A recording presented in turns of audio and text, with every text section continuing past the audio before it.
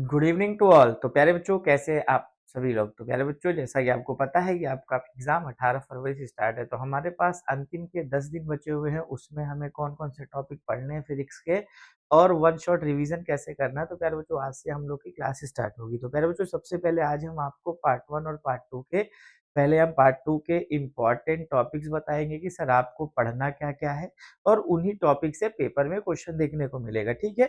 और फिर उसके बाद हम लोग हर चैप्टर को वन शॉट रिवीजन में 1 से 1.5 घंटे की क्लास में खत्म करने वाले हैं, ठीक है। इन 10 दिन में पूरा आपकी कंप्लीट फिजिक्स हो जाएगी, ठीक।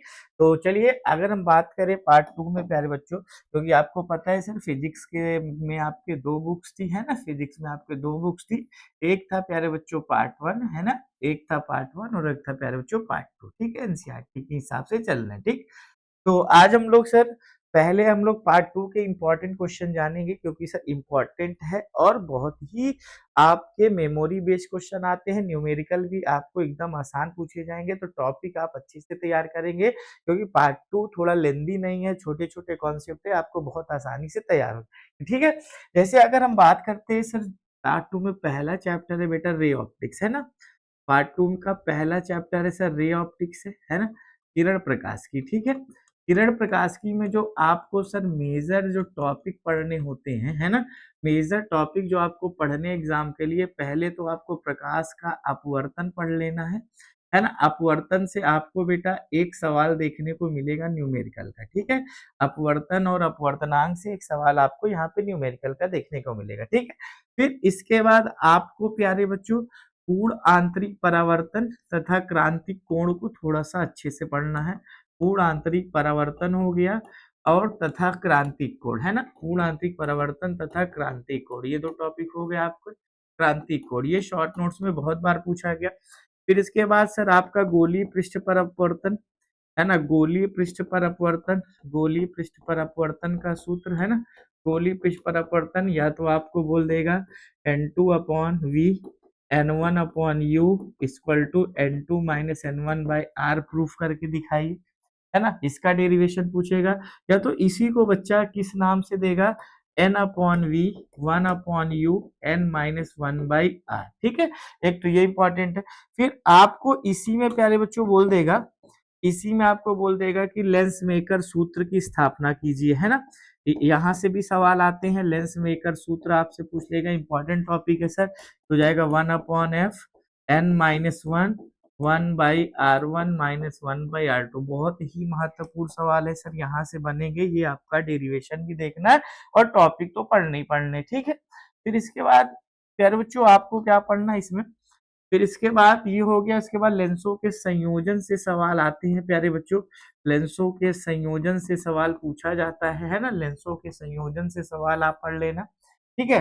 फिर इसके बाद जो आपको पढ़ना है प्यारे बच्चों इंपॉर्टेंट में, वो है प्रिज्म के पदार्थ का अपवर्तनांक, है ना। प्रिज्म के पदार्थ के अपवर्तनांक का सूत्र, ये पढ़ना आपको डेरिवेशन में। अपवर्तनांक का सूत्र पढ़ना है, और ये क्या होता है प्यारे बच्चों, n इक्वस टू होता है sine a plus del m by 2, और अपॉन में बच्चा क्या, साइन a बाई 2, ठीक है। ये वाला टॉपिक आपको एकदम जरूर से इंपॉर्टेंट पढ़ लेना, ठीक है।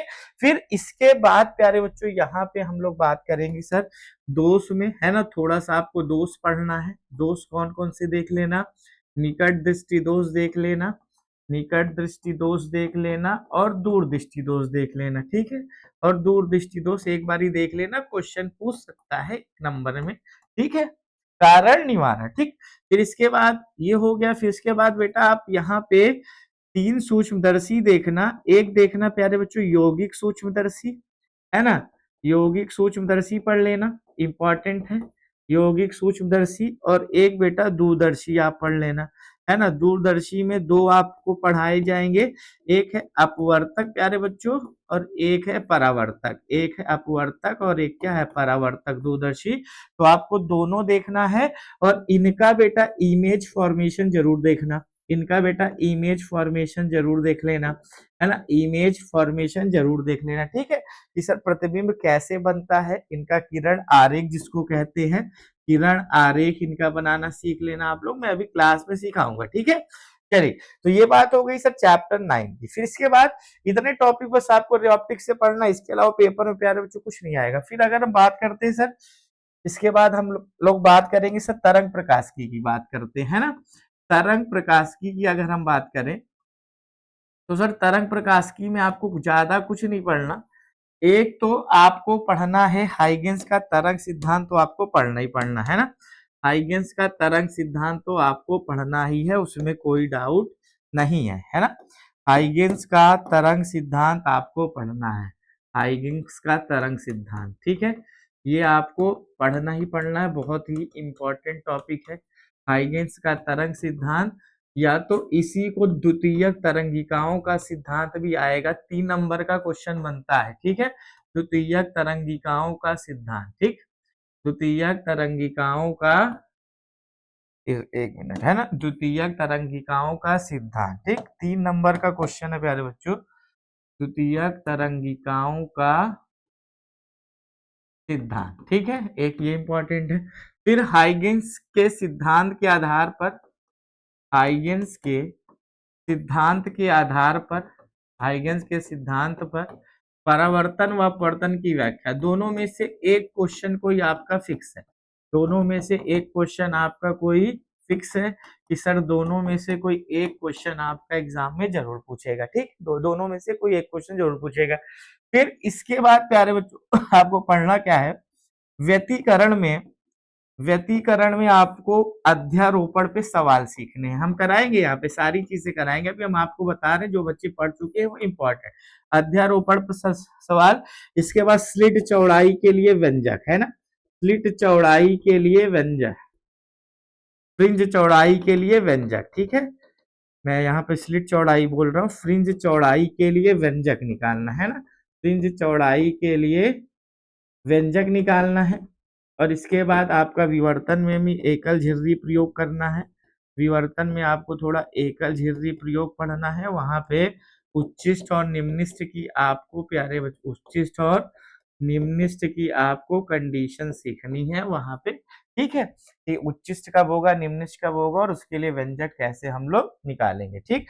फिर इसके बाद थोड़ा सा आपको प्यारे बच्चों पोलराइड पढ़ लेना है, पोलराइड पढ़ लेना है, प्रकाश का ध्रुवण पढ़ लेना है, प्रकाश का ध्रुवण पढ़ लेना है, ठीक है। तो इतने टॉपिक मिला के प्यारे बच्चों, रे और वेव ऑप्टिक्स मिला के आपको 13 नंबर के क्वेश्चन मिल जाएंगे, ठीक है, 13 नंबर यहीं से फिक्स हो जाएंगे, इसके बाहर कुछ पेपर में नहीं आएगा, ठीक।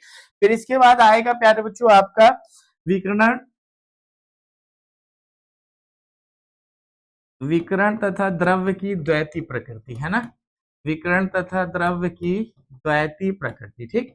इसमें आपको कुछ नहीं पढ़ना, इसमें आपको क्या पढ़ना है, प्रकाश वैद्युत प्रभाव पढ़ना है ना, प्रकाश वैद्युत प्रभाव पढ़ना है। और इसका आपको प्यारे बच्चों प्रायोगिक वर्णन जो हम आपको पढ़ाएंगे, प्रायोगिक वर्णन आपको पढ़ना है, यहां से सर कॉन्सेप्चुअल क्वेश्चन बनेंगे, ठीक। फिर इसके बाद प्रकाश वैद्युत प्रभाव आइंस्टीन समीकरण, प्रकाश वैद्युत प्रभाव आइंस्टीन समीकरण पढ़ना है आपको, आइंस्टीन समीकरण है ना, आइंस्टीन इक्वेशन है ना, आइंस्टीन समीकरण पढ़ना है। और इसका डेरिवेशन भी सीखना है सर, इसका डेरिवेशन भी सीखना है। और शॉर्ट्स के लिए आपको 2-3 थ्योरी याद करना है, जैसे देहली, जैसे देहली आवृत्ति क्या है, देहली आवृत्ति क्या है, देहली तरंग दैर्ध्य क्या होती है, देहली तरंग दैर्ध्य क्या है, कार्य फलन क्या होता है, कार्य फलन क्या होता है, ठीक है। और डी ब्रॉगली तरंग दैर्ध्य के लिए व्यंजक, डी ब्रॉगली तरंग दैर्ध्य के लिए व्यंजक, इंपॉर्टेंट क्वेश्चन है सरकार, इंपॉर्टेंट क्वेश्चन है प्यारे बच्चों, डी ब्रॉगली तरंग दैर्ध्य के लिए व्यंजक। अगर हम बात करते हैं सर वहां पे परमाणु चैप्टर की, अगर हम बात करते हैं परमाणु चैप्टर की, तो प्यारे बच्चों आप एक बारी बोर का परमाणु मॉडल देख लेना, बोर का परमाणु मॉडल एवं कमियां, बोर का परमाणु मॉडल एवं कमियां है ना, ये पढ़ लेना। फिर इसके बाद प्यारे बच्चों हाइड्रोजन स्पेक्ट्रम पढ़ लेना, बस हाइड्रोजन स्पेक्ट्रम पढ़ लेना, इसके अलावा सर कुछ क्वेश्चन में नहीं पूछा जाएगा हाइड्रोजन स्पेक्ट्रम में। ये आप फार्मूले पे सवाल है ना, इस वाले फार्मूले पे सवाल लगाना सीख लेना, मैं अभी आपको सब पढ़ाऊंगा, ठीक है, ये इसके अलावा कुछ नहीं पूछा जाएगा। अब बात करते हैं सर नाभिक की, नाभिक की सर अगर हम बात करते हैं तो नाभिक में आप छोटी छोटी डिफिनेशन, जैसे समस्थानिक देख लेना, समस्थानिक देख लेना, समभारिक देख लेना, समस्थानिक, समभारिक, सम न्यूट्रॉनिक, है ना, सम न्यूट्रॉनिक पढ़ लेना। सम न्यूट्रॉनिक क्या होता है इसको देख लेना थोड़ा सा। फिर इसके बाद आपको बंधन ऊर्जा, बंधन ऊर्जा पढ़ लेना, द्रव्यमान क्षति पढ़ लेना, द्रव्यमान क्षति देख लेना और इसके सवाल, और नाभिकीय विखंडन, नाभिकीय संलयन, नाभिकीय विखंडन और नाभिकीय संलयन, नाभिकीय विखंडन, नाभिकीय संलयन पढ़ लेना। इसके अलावा पेपर में कुछ देखने को नहीं मिलेगा। और प्यारे बच्चों 14 में, चैप्टर 14 में आपको क्या करना है, थोड़ा ऊर्जा बैंड पढ़ लेना। क्या पढ़ लेना, ऊर्जा बैंड पढ़ लेना। फिर इसके बाद प्यारे बच्चों दृष्टिकारी पढ़ लेना, दृष्टिकारी पढ़ लेना। दृष्टिकारी कौन से, अर्ध तरंग पढ़ लेना, अर्ध तरंग और पूर्ण तरंग दृष्टिकारी पढ़ लेना, पूर्ण तरंग। इसके बाद छोटे के लिए अवक्षय परत क्या है, पीएन संधि क्या होती है ना, पीएन संधि क्या होती है, अभिनत क्या होते हैं। इतना ये 4-5 टॉपिक पढ़ लेना तो प्यारे बच्चों ये पूरे 35 नंबर की कहानी आपकी खत्म हो जाएगी। ठीक है, इसके अलावा आपसे पेपर में कोई टॉपिक से क्वेश्चन नहीं उठेगा। प्यारे बच्चों अब हम लोग शाम को आप 8 बजे जुड़ना नहीं भूलेंगे। हम लोग 1 से 1.5 घंटे की क्लास में सर पूरा चैप्टर को खत्म करेंगे। ठीक है, क्विक रिवीजन करेंगे सर, वहीं पे सारे क्वेश्चन होंगे। ठीक है, न्यूमेरिकल भी कराएंगे, ऑब्जेक्टिव भी कराएंगे और फटाफट रिवीजन की क्लास होगी। ठीक है, तो चलिए मिलते हैं हम लोग शाम को अपने पहले चैप्टर के साथ, किरण प्रकाश की। ठीक।